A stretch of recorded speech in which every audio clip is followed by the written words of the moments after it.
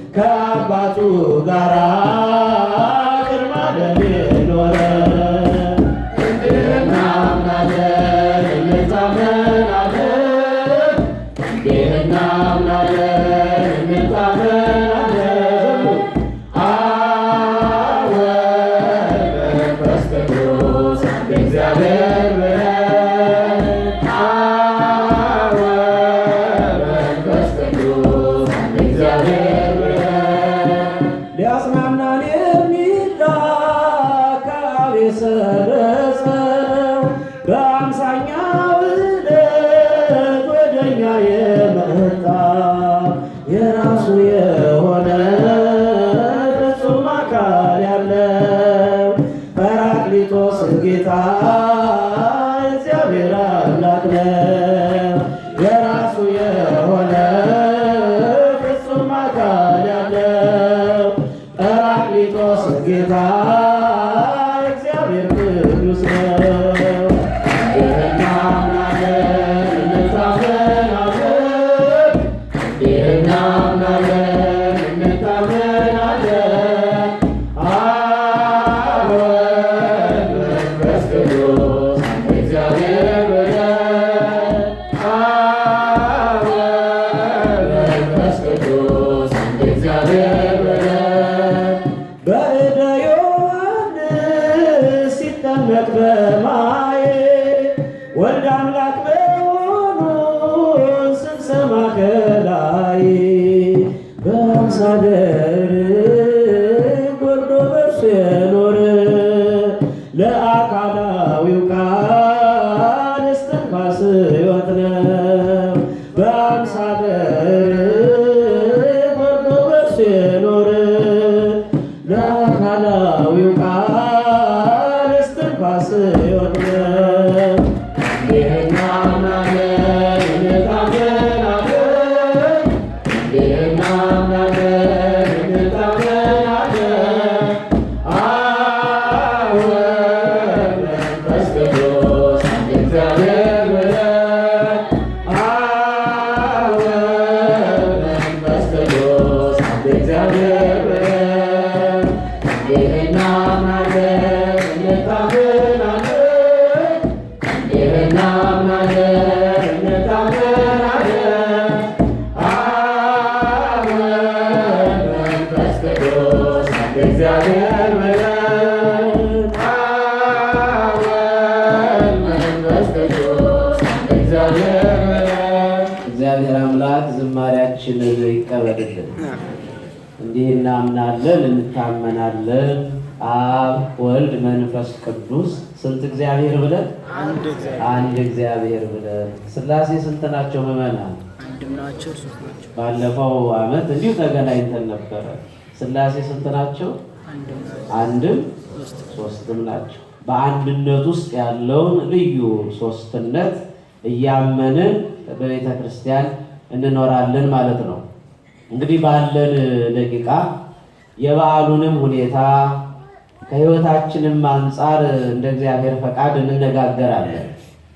አባታችን ቅዱስ ያዕቆብ ሐዋርያ በምዕራፍ 2 ቁጥር 25 ላይ በመልእክቱ የዛሬውን ትልቁን ሰው አብርሃምን ሲያነሳ እንሰማለን። አብርሃም በእግዚአብሔር አመነ፣ ጽድቅም ሆኖ ተቆጠረለት፣ በዚህም የእግዚአብሔር ወዳጅ ተባለ። እግዚአብሔር የሱ ወዳጆች ያደርጋል። እስኪ ሁላችሁም ከኔ ጋር ብሉ፣ አብርሃም በሉ። በእግዚአብሔር አመነ፣ ጽድቅ ሆኖ ተቆጠረለት፣ የእግዚአብሔርም ወዳጅ ተባለ። አብርሃም በማን አመነ? ልብ በሉ፣ አብርሃም በእግዚአብሔር አመነ ያለው። እንደ ቤተ ክርስቲያናችን ትምህርት ሊቁ አባታችን ቅዱስ ባስልዮስ እንደመሰከረው እኔ እግዚአብሔር ብዬ ስናገር አብ ወልድ መንፈስ ቅዱስ ማለቴ ነው ብሏል አባታችን። በረከቱ ይደርብን የሊቁ። ስለዚህ አብርሃም በእግዚአብሔር አመነ ስንል በአብ በወልድ በመንፈስ ቅዱስ አመነ ማለት ነው። ምክንያቱም በዚህ ያመነ በዚህ ስም የተጠመቀ የእግዚአብሔር ልጅ ይሆናል፣ የእግዚአብሔር ወዳጅ ይሆናል። የሥላሴን አንድነት ሶስትነት ያልተረዳ ለመረዳት የማይፈልግ በእግዚአብሔር አያምንም። የእግዚአብሔርም ወዳጅ አይባልም። ሰው ደግሞ የእግዚአብሔር ወዳጅ ሳይሆን መኖር አይችልም። ከዚህ ርዕስ እንደምንረዳው በእግዚአብሔር አምነው የእግዚአብሔር ወዳጆች የሆኑ ቅዱሳን አሉ። በአንጻሩ ደግሞ በእግዚአብሔር ሳያምኑ ከእግዚአብሔር ርቀው የሚኖሩ አሉ። እንግዲህ እስከ ዕለተ ምጽአት ድረስ ሁለት ተቃራኒ ነገሮች ይቀጥላል አይደለም? እውነትና ውሸት፣ ጽድቅና ኃጢአት፣ ክፋትና በጎነት፣ ጨለማና ብርሃን። በቃ እነኚህ ሁለት ነገሮች ሲፈራረቁ ይኖራል። ልክ እንደዛ ሁሉ በእግዚአብሔርም የሚያምኑ የእግዚአብሔር ወዳጆች የሆኑ አሉ። በእግዚአብሔር የማያምኑ የእግዚአብሔር ወዳጆች ያልሆኑ አሉ ማለት ነው። ሰው የእግዚአብሔር ወዳጅ ለመሆን በእግዚአብሔር ማመን አለበት። በእግዚአብሔርም ማመን ወይም በሱ የምንታመንበትን ሃይማኖት ደግሞ የሚሰጠን ራሱ እግዚአብሔር ነው። ምእመናን፣ ሃይማኖት የተገኘው ከማን ነው? ንገሩኝ። ሃይማኖትን ለሰዎች የሰጠ ማን ነው? ሰው ሃይማኖትን አልፈጠረም፣ ወይም ሃይማኖትን ለራሱ ይበጀኛል ብሎ አላስገኘም። ሰው ተቀባይ ነው። ሰጪው ማን ነው? እግዚአብሔር ነው። ሰጪ እግዚአብሔር ነው። ሰው ደግሞ ተቀባይ ነው። ስለዚህ የሰው ልጅ የተቀበለውን ሃይማኖት ይጠቀምበታል፣ ይኖርበታል፣ ይጠብቀዋል። ምንም ሊያደርገው ስልጣን አልተሰጠውም። የሱ ስልጣን መጠበቅ፣ በዛ ሃይማኖት መኖር፣ በዛ ሃይማኖት መጠቀም ነው። ስለዚህ ሃይማኖት አያረጅም፣ አይለወጥም የሚባለው ሰጪው እግዚአብሔር አንድ ስለሆነና ስለማይለወጥ ነው። እግዚአብሔር የማይለወጥ ከሆነ የሰጠን ሃይማኖትም አይለወጥም። ሰዎችን ከክፉ ግብራቸው ይለውጣል እንጂ ሃይማኖት አይለወጥም። ስለዚህ ያን አብርሃምን የሳበው ከእግዚአብሔር ጋር ያገናኘው ያ ጽኑ እምነት ነው። ካላችሁ ይብቃል። ማሳጠር ፍልስፍና ነው ስለሚባል እንደው ቢበቃል ይሻላል። እንደው ቶሎ እቱ በሰላም በደረሰ አላላችሁ? አይደርሳል። በኋላ በደንብ ጮኬ ነው የምለው እንድንሄድ ማለት ነው ወደ ቤታችን። እግዚአብሔር አምላክ ከሁላችንም ጋር ይሁን። እስቲ ስለ አብርሃም ጥቂት። አብርሃም የብዙዎች አባት ነው። ስለ አብርሃም ብዙ ይነገራል። እግዚአብሔር በአብርሃም ያደረገው ብዙ ነገር ነው። ግን ትንሽ ጨለፍ እያደረግን ከሰዓታችን አንጻር ስለ አብርሃም እንጠቅሳለን። አብርሃም በካራን ነው ይኖር የነበረው። ጣዖት በሚመረትበት፣ ጣዖት በሚመለክበት ስፍራ ማለት ነው። ካራን ስለ እግዚአብሔር የማይጠራበት፣ ሰዎች በጣዖት የሚተዳደሩበት፣ አምልኮተ እግዚአብሔር የሌለበት ስፍራ ነው። የእግዚአብሔር ጥሪ ይደንቃል። አንድ ቀን መቼም አያቶቹም ወላጆቹም በአጠቃላይ በዚሁ ስለሆነ የሚተዳደሩት ጣዖት እየሸጡ፣ አንድ ቀን አብርሃም ጣዖት ሂድና ወደ ገበያ ሸጠህና ተብሎ ጣዖት ተሸክሞ ይሄዳል ሊሸጥ ወደ ገበያ። ተመልከቱ። አሁን መንገድ ላይ ደከመውና አብርሃም እባክህን ራበኝ አብላኝ አለው። ምንም የሚናገር ስላልሆነ ጭጭ አለው አብርሃም። እሺ ጠምቶኛል አጠጣኝ አለው። በፍጹም። ምክንያቱም የተራበ የሚመግብ ማን ብቻ ነው? እግዚአብሔር። የተጠሙትን የሚያረካ ማን ነው? 3/4ኛውን ውሃ ለምድር ሰጥቶ የተጠማችውን ነፍስ የሚያረካ እግዚአብሔር ነው። ስለዚህ ከእግዚአብሔር ውጭ የሚያጠጣ፣ ከእግዚአብሔር ውጭ መጋቢ የለም፣ ሌላም አምላክ የለም። የዓለማት መጋቢ እሱ ብቻ ነው። አብርሃም እሺ ሁሉም ይቅር፣ ከድካሜ እንድበረታ አጫውተኝ አለው። በፍጹም። ጥንቱንም እኮ በዕለተ ሰሉስ የተፈጠርክ እንጨት ነህ። አብላኝ አጠጣኝ አልኩህ እንጂ አንተ አምላክ አይደለህም። ይህ አብላኝ ሲሉት የማያበላ፣ አጠጣኝ ሲሉት የማያጠጣ፣ አጫውተኝ ሲሉት የማያጫውት፣ የማያናግር ከንቱ ፍጥረት። ልበ አምላክ ቅዱስ ዳዊት እንደተናገረው አፍ እያለው የማይናገር፣ ጆሮ እያለው የማይሰማ፣ ዓይን እያለው የማያይ፣ እጅ እያለው የማይዳስስ፣ እግር እያለው የማይራመድ። ዛሬም እንኳን በዚሁ በሰሜን አሜሪካ የምንመለከተው ጣዖት ሰዎች በግድ አምላክ አድርገው ቤተ መቅደስ ሰርተው ጣዖቱን ያቆሙለት። አውሬው ትላንትናም ነበረ።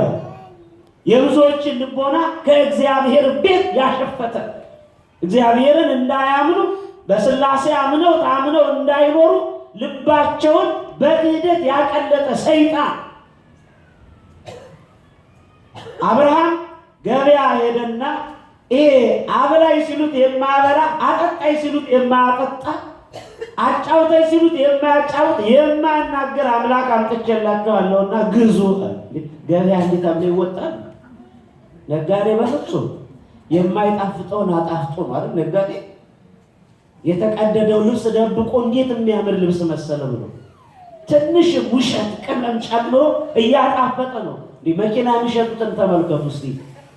ትንሽ ከነዳችሁት በኋላ ጎማው ይተነፍሳል የሚላችኋል ይስገዙ። ሁሉም ሲያስተዋውቅ ጥሩ አድርጎ ነው። አብርሃም ግን ስለፈተነው ከንቱ ሆኖ ስላገኘው ይህንን ሲናገር ባለቤቱ የናቀውን ማን ይገዛለታል? ወዲያው አብርሃም ያንን አምላክ ያልሆነ ጣዖት አሽቀንጥሮ ጣለ። እግዚአብሔር አምላክ የጣዖትን አስተሳሰብ ከመካከላችን ያርቅልን፣ ከመካከላችን ያርቅልን። ምእመናን አሁን እንድታጨበጭቡ ሳይሆን የአብርሃም ልጆች እንድትሆኑ ትልቁ መልእክት። አሁን አብርሃም ትላንትና ያመለከው ሲያመልከው ወይም ሲኖርበት ከቤተሰቦቹ ጋር ሲተዳደርበት የነበረው ጣዖት ዛሬ በተለያየ መልኩ አሉ። በሁላችንም ላይ መልኩ ጣዖት የሆነበት አለ፣ ገንዘብ ጣዖት የሆነበት አለ፣ ዕውቀቱ ጣዖት የሆነበት አለ።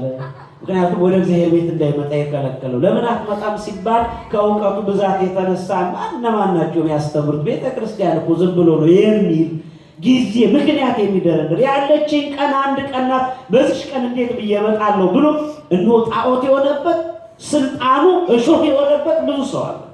እግዚአብሔር ከዚህ ይጠብቃል። ምንም አደረግን ምንም ወደ እግዚአብሔር መሄዳችን ስለማይቀር መጠቀሙ ይበጃል። አብርሃም አሽቀነጠረና ቀጥታ የፍጥረታትን አምላክ ፍለጋ ሄደ። በዚህም ስራው ሃይማኖት ተብሏል። የሃይማኖትን ነገር የእግዚአብሔርን ነገር በተሰጠው አይምሮ ጠባይ እየተመራመረ ብዙ ስነ ፍጥረታትን አምልኳል። አብርሃም ፀሐይ፣ ውሃ፣ ተራራውን ሁሉንም ሲያይ የሚገደብ የሚከለክል አቅም የሌላቸው አስገኝ እንዳላቸው ስነ ፍጥረታትን እያየ ተመለከተ። ፀሐይም ጠዋት ወጥታ ማታ ትገባለች፣ የሚከለክላት አለ። ውሃውም ይገደባል። ሁሉም በራሱ እንከን አለበት። ስለዚህ እባክህን ፀሐይን እንደዚህ አምራ ተውባ ለፍጥረታት ደምቃ እንድትታይ ያደረክ አምላክ የስነ ፍጥረታት አምላክ እግዚአብሔር ተገለጥልኝ፣ አናግረኝ፣ እነኝን የፈጠር አምላክ እባክህን አናግረኝ ብሎ አብርሃም ጮኸ። ምንም በሌለበት እኮ ተነስቶ አምላኩን የፈለገ ታላቅ ሰው ነው አብርሃም። በረከቱ ይደርበት። ያለ ምክንያት መጽሐፍ አብርሃም በእግዚአብሔር አመናል። ምክንያቱም ያመነበት የተከተላቸው ነገሮች በሙሉ ደካሞች አስገኘ ያላቸው መሆናቸውን ተረዳ። ወገኖች እባካችሁ አንዳንዴ እግዚአብሔር የሰጠንን ትንሿን አይምሮ እንጠቀምባት። ሰው እግዚአብሔርን ከሚመስልበት ጠባይ መካከል አንዱ በዚህ በአይምሮ የተሰጠው የማሰብ የመንቀሳቀስ ስሜት ነው።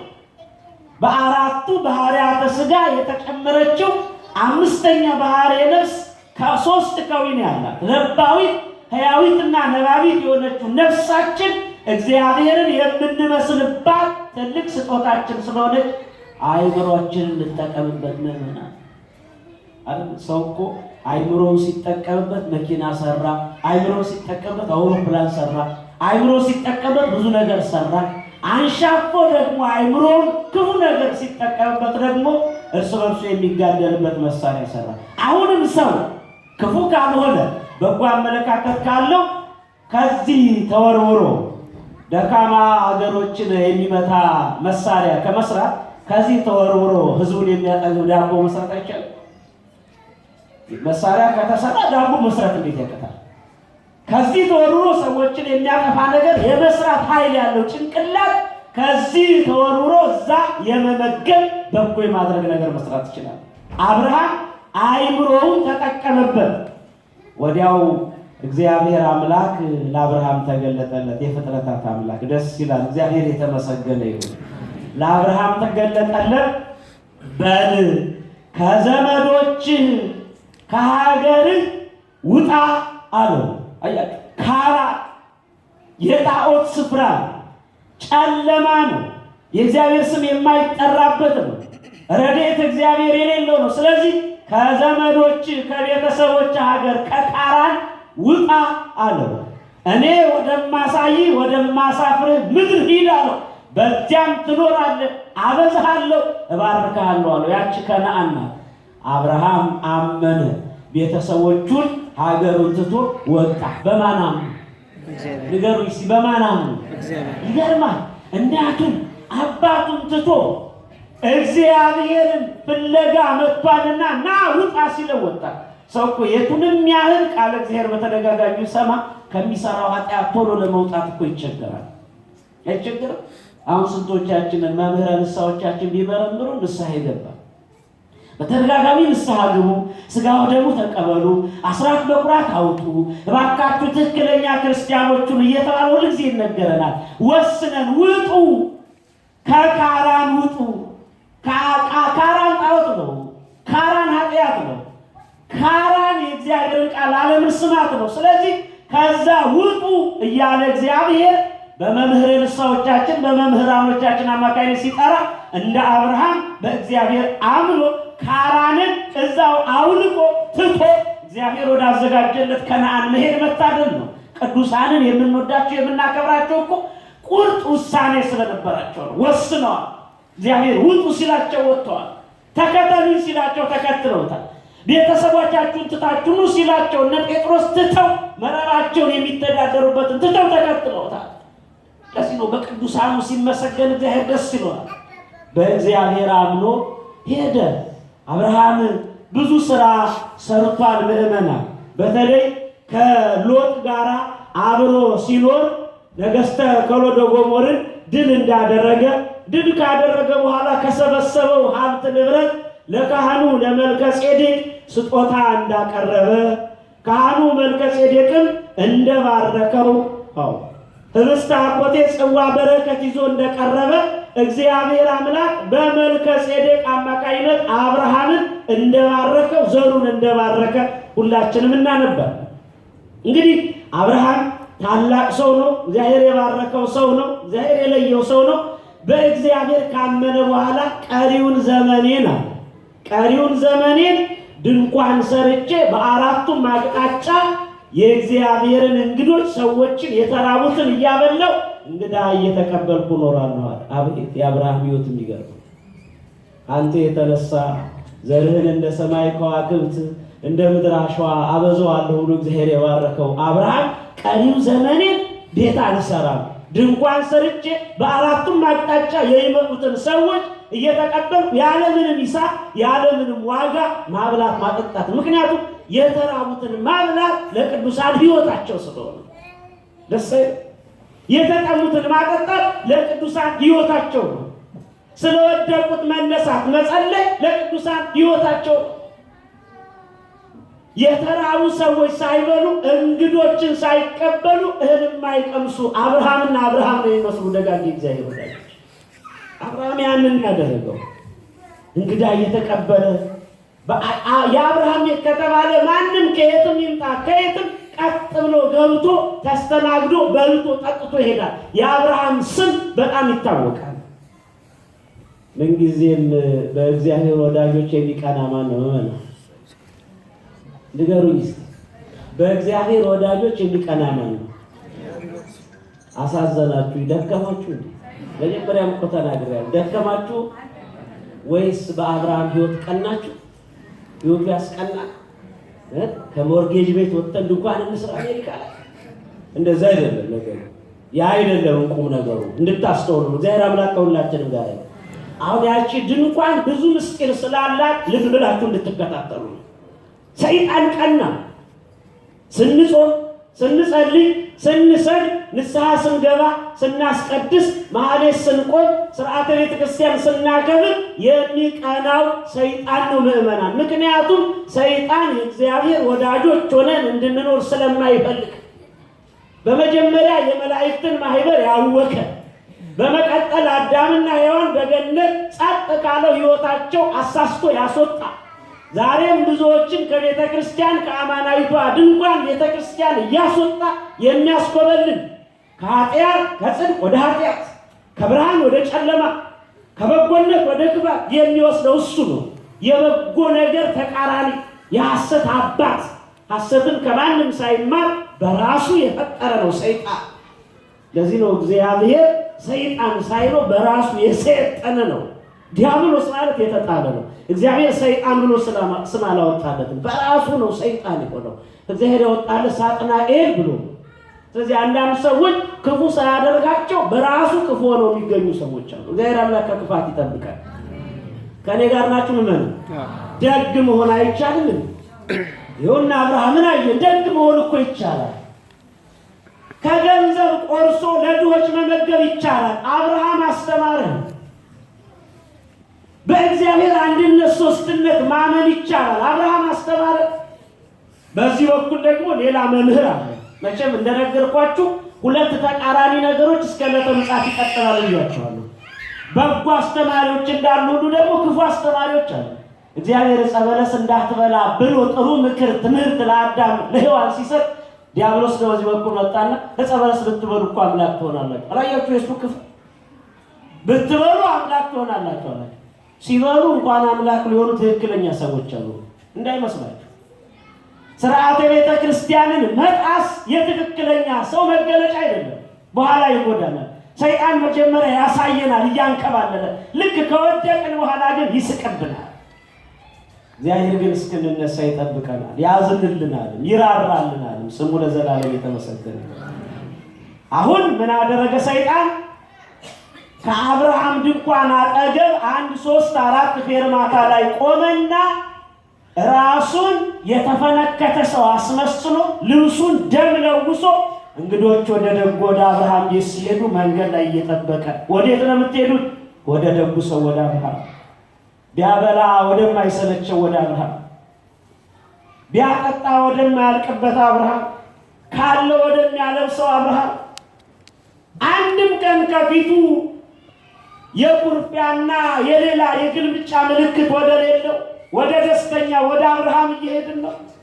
ምንም ዋጋ ሳይጠይቅ በነፃ የሚያበላው አብርሃም፣ ባለጸጋው ደጉ አብርሃም ጋር እየሄድን ነው። እውነታችሁን ነው። አብርሃም ደግ ሰው ነው። በፊትማ ድሮ ጥንት ያበላ ያጠጣ ነበረ። ያ የጥንቱ አብርሃም ግን አልሆነም። ዘመን ቀየረው። ትናንት ያበላ ያጠጣ ነበር፣ ዛሬ ግን ይሄው እንዲህ ያደረገኝ። ቢያበላኝ ቢያጠጣኝ ብዬ ብሄድ ደበደበኝ። ተመልከቱ እስቲ፣ እውነት አብርሃም እንዲህ ያደርጋል? እኛ የምናውቀው ደግነቱን ነው። ሄደን እንመርምር አላሉ ብዙዎቹ፣ ቀሩ። ሰይጣን እኮ ያስቀራቸው ነው። አሁን ለምሳሌ ሥላሴ ቤተክርስቲያን እንዲህ ነው፣ ሌላም የኢትዮጵያ ኦርቶዶክስ ቤተክርስቲያን አለች እንዲህ ነው፣ እዛ እንዳትሄዱ ምናምን ብሎ አንድ የሆነ ሰይጣን ያደረበት ሰው ቆሞ ቢጠብቅ እውነትን መጥቶ ማረጋገጥ እኮ የለም፣ መጥቶ ማየት የለም። ፊልጶስ ምን አደረገ መሰላችሁ? የዮሐንስ ወንጌል ምዕራፍ 1 ላይ ምዕራፍ 2 ላይ ስታነቡ ፊልጶስ ኢየሱስ ክርስቶስ አገኘውና ተከተለኝ አለው። ፊልጶስ ደግሞ ናትናኤል የሚባል ጓደኛ ነው፣ ምሁረ ኦሪት። ከዛ እኔ ብቻዬን አልሄድም፣ ናትናኤልን ይዤ መሄድ አለብኝ አለ። ጥሩ ሰው ስለሆነ ሄደና ናትናኤል ምን አለው? ነቢያት ስለሱ ትንቢት የተናገሩለትን እነ ሙሴ የመሰከሩለትን በኦሪት የተነገረለትን የናዝሬቱን ኢየሱስ ክርስቶስን አግኝተነዋል፣ ና እንከተለው ሲለው ናትናኤል ምን አለ? ከናዝሬት እንዴት መልካም ነገር ሊወጣ ይችላል? ምክንያቱም ናትናኤል ምሁረ ኦሪት ነው። በብሉይ ኪዳን ታሪክ ናዝሬት የምትባል ስም ተጽፋለች። እንዲሁ እንደ ምክንያት እንዲሆናችሁ ተመልከቱት። በብሉይ ኪዳን ናዝሬት የምትባል ከተማ አልተጻፈች። ናትናኤል ደግሞ ምሁረ ኦሪት ነው። ስለዚህ ናዝሬት ዝቅተኛ ከተማ፣ ከገሊላ ካሉ አውራጃዎች የተለየች ብዙ ቁም ነገር ያላቸው ሰዎች የማይገኝባት ከተማ ናት።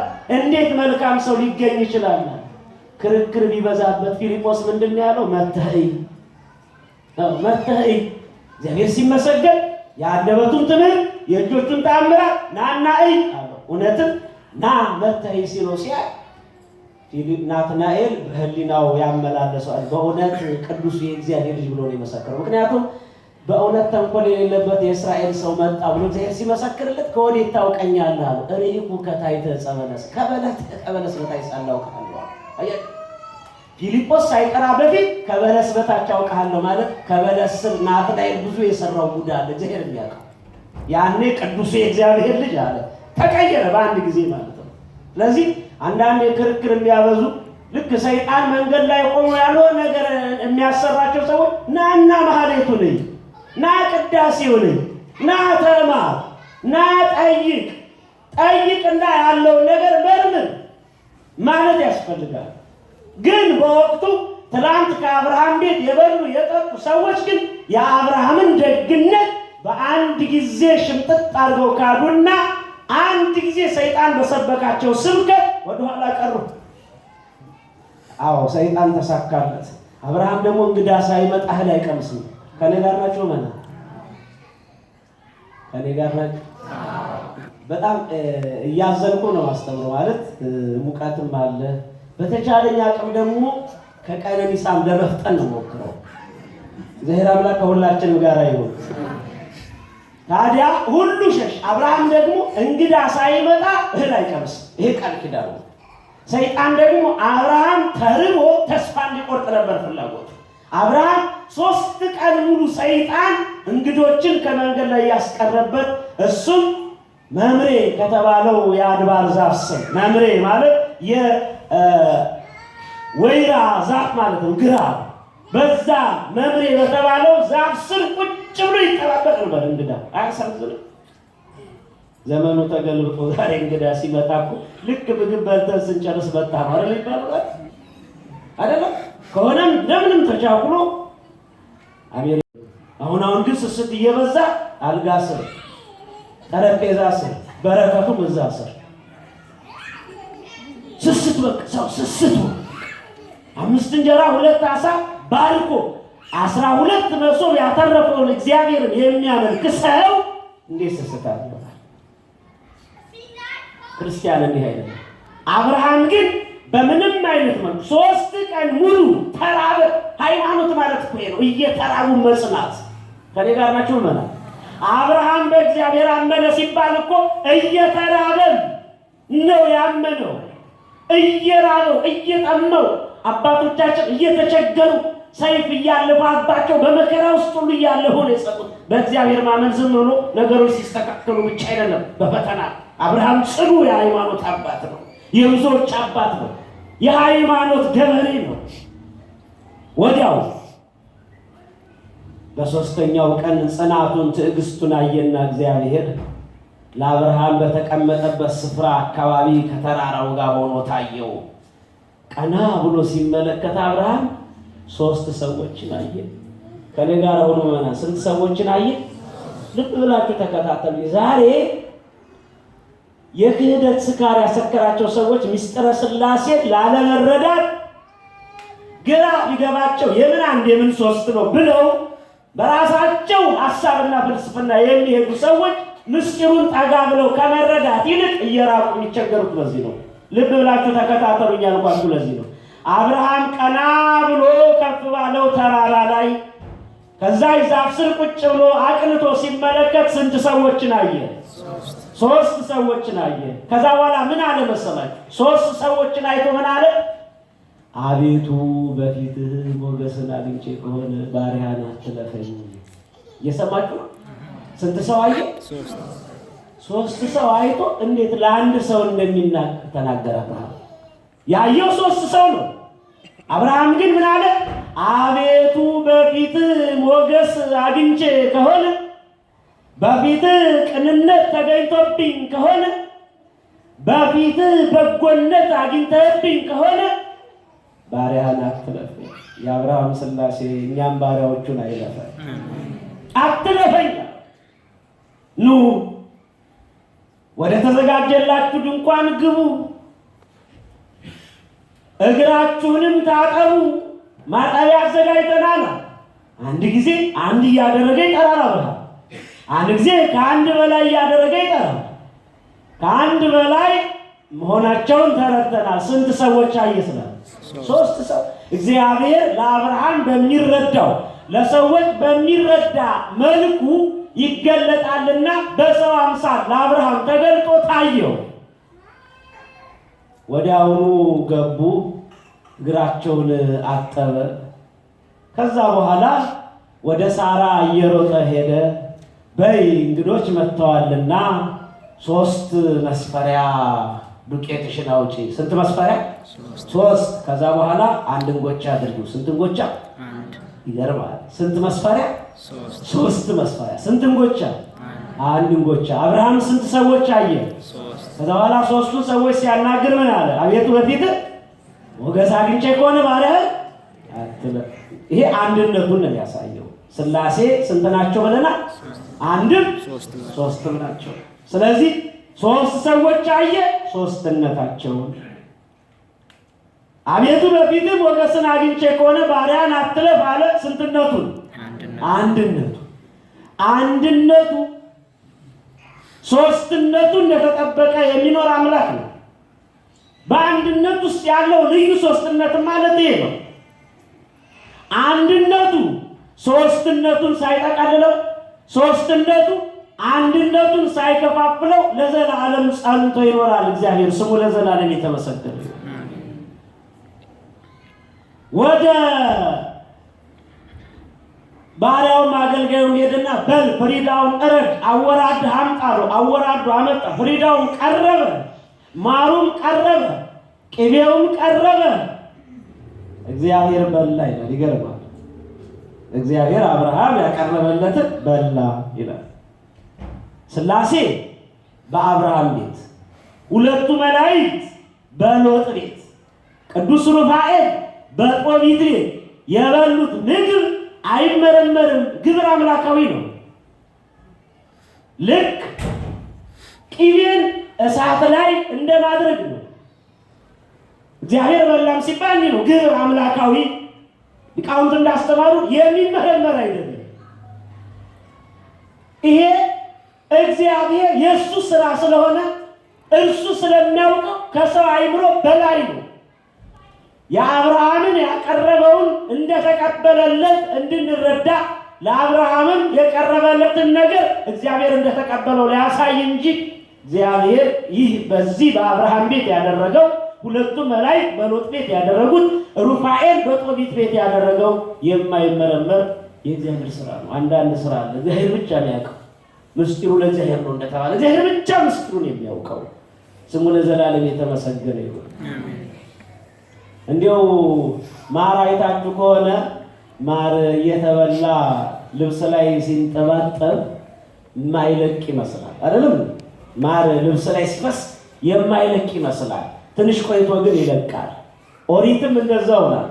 ለጊዜው የማታልፍ ሕግ ትመስላለች፣ ወንጌል ሲመጣ ግን ታልፋለች። ቅቤ ደግሞ ለጊዜው ሲፈስ የሚለቅ ይመስላል፣ በኋላ ግን ለማጠብ ሲሞከር እንዲሁ በዋዛ የሚለቅ አይደለም። ወንጌልም እንደዛው ናት። የማታልፍ ሕግ ናት። ትሩፋትን የምታሰራ፣ በጎነትን የምታሳይ፣ ከክፋት የምትመልስ ሕግ ናትና እግዚአብሔር እንዲህ አድርጎ ለሁላችንም ሰርቶልናል። እግዚአብሔር በአንድነት በ3ነት በአብርሃም ቤት ተገለጠ። ምክንያቱም አብርሃም በማን አመነ ተብሏል? በእግዚአብሔር በአብ በወልድ በመንፈስ ቅዱስ አመነ። በአንድነቱ በ3ነቱ አመነ።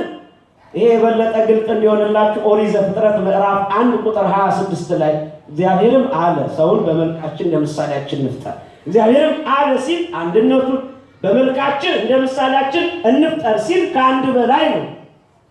መቼም እንፍጠር ሰውን በመልካችን እንደ ምሳሌያችን ሲል ከአንድ በላይ ነው። 3 በመሆኑ በምን ይታወቃል ቢባል በእርግጥ በብሉይ ኪዳን በግልጽ አልታየም።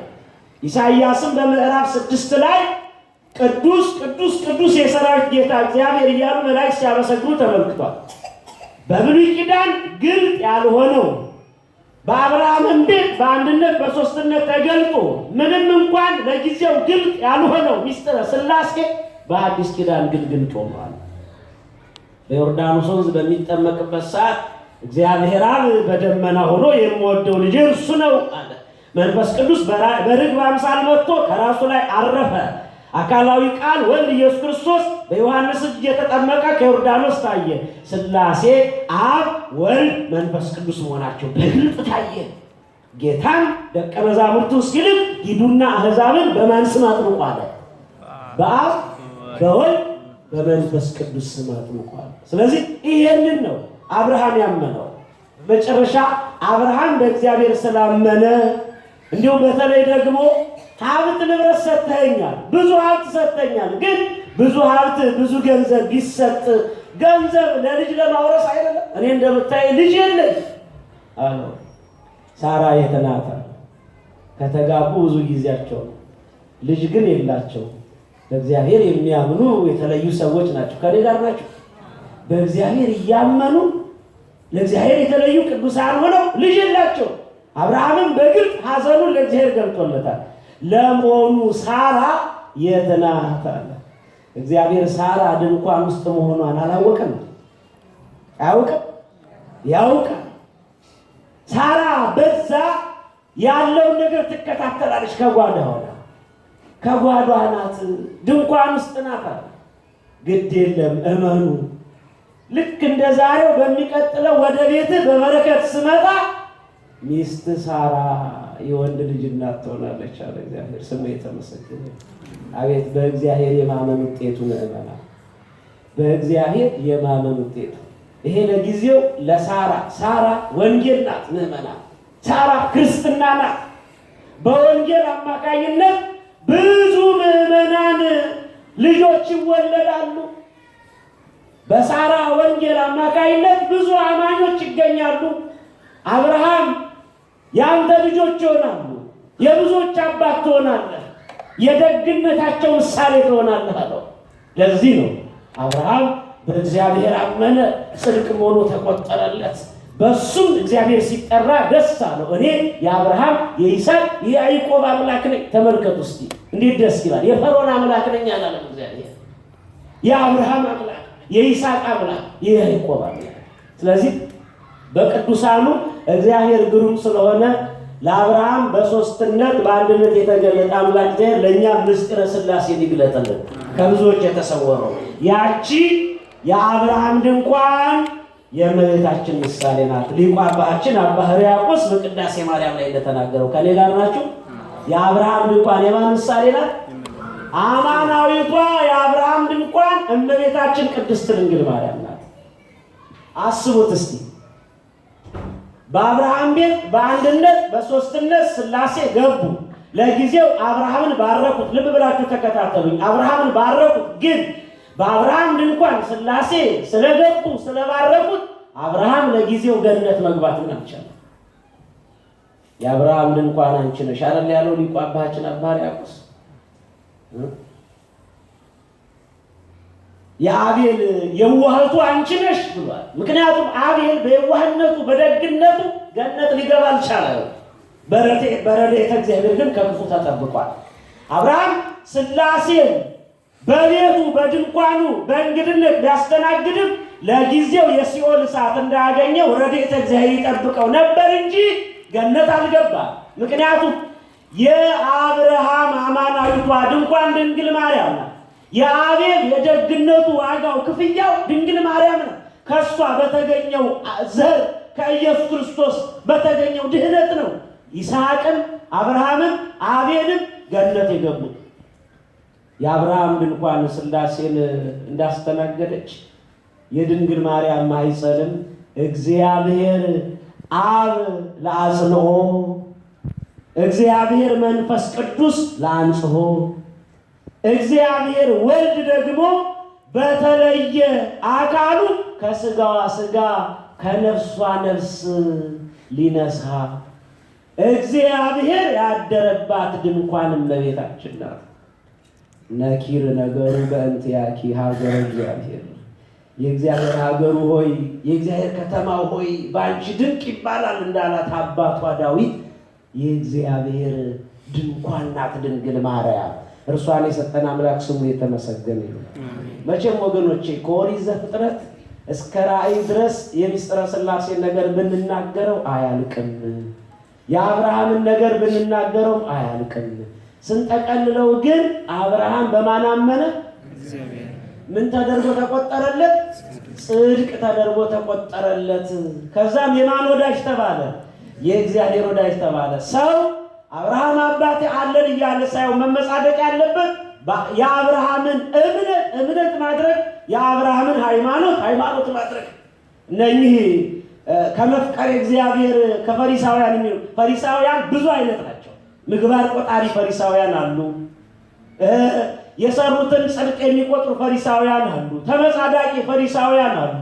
በአደባባይ ጸሎት እናደርጋለን እያሉ የሚመጻደቁ ፈሪሳውያን አሉ። አብርሃም ግን መፍቀር እግዚአብሔር ፈሪሳዊ ነበር። እግዚአብሔርን የሚወድ ፈሪሳዊ። ግን አብርሃም አባት አለን ይላሉ። ቅድም በወንጌል ላይ ሲነበብ ሰምታችኋል።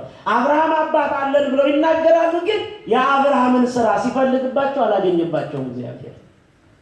ምክንያቱም አብርሃም ሳይወለድ አብርሃም ሳይፈጠር በፊት እኔ ነበርኩ አላቸው። አብርሃምን ያውቀዋል።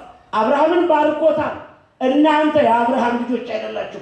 የአብርሃም ልጆች ብትሆኑማ ኖሮ የአብርሃምን ስራ ሰራችሁ። ከኔ ጋር ናችሁ ምናምን ህየንተ አበውኪ ተወልዱ ለኪ ደቂቅ፣ በአባቶችሽ ፈንታ ልጆች ተወለዱልሽ። የአባቶቻችን ልጆች ከሆንን በአባቶቻችን መመጻደቅ ሳይሆን የአባቶቻችንን ስራ እንስራ። የነቢያት ልጆች ከሆንን የሐዋርያት ልጆች ከሆንን የጻድቃን ልጆች ከሆንን እንዴት ኖሩ? ስንክሳሩን እናንብብ፣ ገድላቸውን እናጥና። እንዴት ኖሩ? ችግር ሲመጣ ያን ችግር እንዴት አለፉት? መከራ ሲመጣ በመከራ ውስጥ እንዴት አለፉ? ለእግዚአብሔር እንዴት ታመኑለት? እግዚአብሔር አንድነቱን ሶስትነቱን ለሁላችንም ይግለጥልን። ወላዲተ አምላክን አመስግነናል። ትምህርታችን ቋጫልን። እግዚአብሔር ከሁላችንም ጋር ይሁን። ወደ ቀድሞ ነገር እንመለስ። የአምላክ እናት እናወድስ፣ ከፍቅሯ ርቃችሁ የምትኖሩ ማርያም ፊደል ናት ኑ ተማሩ። ከፍቅሯ ርቃችሁ የምትኖሩ ማርያም ፊደል ናት ኑ ተማሩ። ወደ ቀድሞ ነገር እንመለስ። የአምላክን እናት እናወድስ፣ ከፍቅሯ ርቃችሁ የምትኖሩ ማርያም ፊደል ናት ኑ ተማሩ። ከፍቅሯ ርቃችሁ የምትኖሩ ማርያም ፊደል ናት ኑ ተማሩ።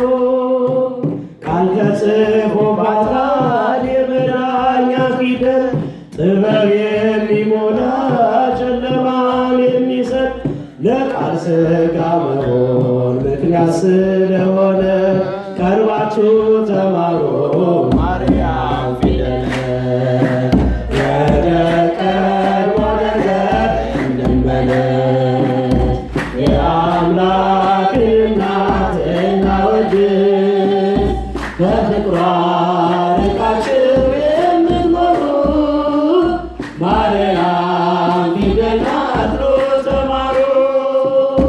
ከፍቅሯ ርቃችሁ የምትኖሩ ማርያም ፊደል ናት ኑ ተማሩ። ለአዲስ ቃል ኪዳን ከላይ የተጻፈው በገሊላ ናዝሬት ገብርኤል ያበሰረው በማርያም እቅፍ ላይ ታገኙታላችሁ። የምስጢር መዝገቡን አንብቡ ገልጣችሁ። ወደ ቀድሞ ነገር እንመለስ። የአምላክን እናት እናወድስ፣ ከፍቅሯ ርቃችሁ የምትኖሩ ማርያም ፊደል ናት ኑ ተማሩ። ከፍቅሯ ርቃችሁ የምትኖሩ ማርያም ፊደል ናት ኑ ተማሩ። ያዘለች ወንጌል ቃሉ ይፈውሳል፣ አምኖ ላነበበው ነፍስ ያለመልማል። በጀርባዋ ያለው እግዚአብሔር ነውና አቅርቡ ለማርያም ውዳሴ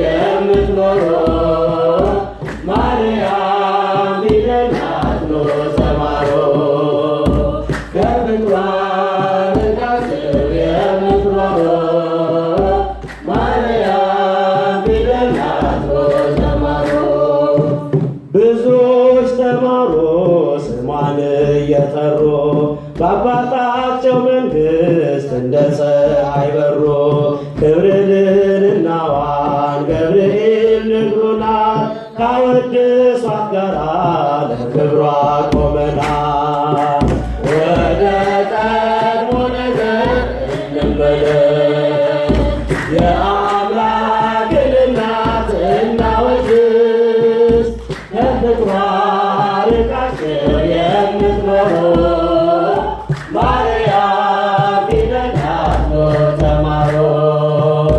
ከፍቅሯ ርቃችሁ የምትኖሩ ማርያም ፊደላት ተማሩ። ወደ ቀድሞ ነገር እንመለስ የአምላክን እናት እናወድስ ከፍቅሯ ርቃችሁ የምትኖሩ ማርያም ፊደላት ተማሩ። ከፍቅሯ ርቃችሁ የምትኖሩ ማርያም ፊደላት ተማሩ። እግዚአብሔር ምስጋናችን ይቀበልልን።